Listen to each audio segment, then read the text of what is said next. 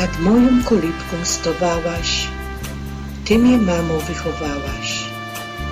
Jak chorożech była, gorączka miała, kole mnie siedziałaś, po głowie głaskałaś, rosłach, choć broiłach, Tyś zawsze Dosia tuliła, dobre słowo zawsze miałaś i we smutku pocieszałaś. Nie było dnia żadnego bez przocio Twojego. Jakby Ciebie się, mamo, nie miało, nic by się nie układało.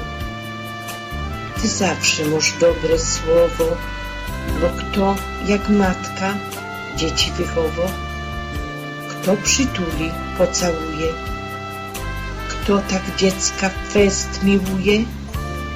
Ino mama, mamuliczka, głos kodycki Twoi liczka i do serduszka przytuli, w każdym bólu Cię utuli. Czyś malutki, czyś wielki, u mamy dycko pocieszyni wszelki.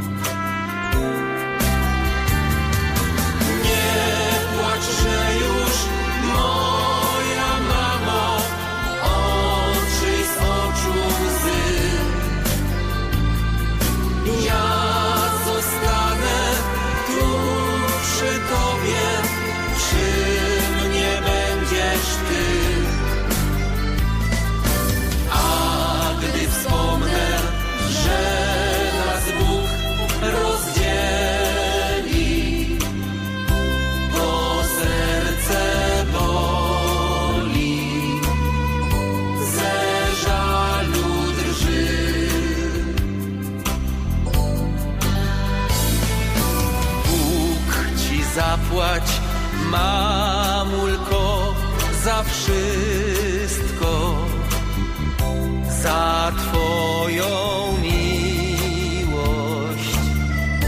za poświęcenie.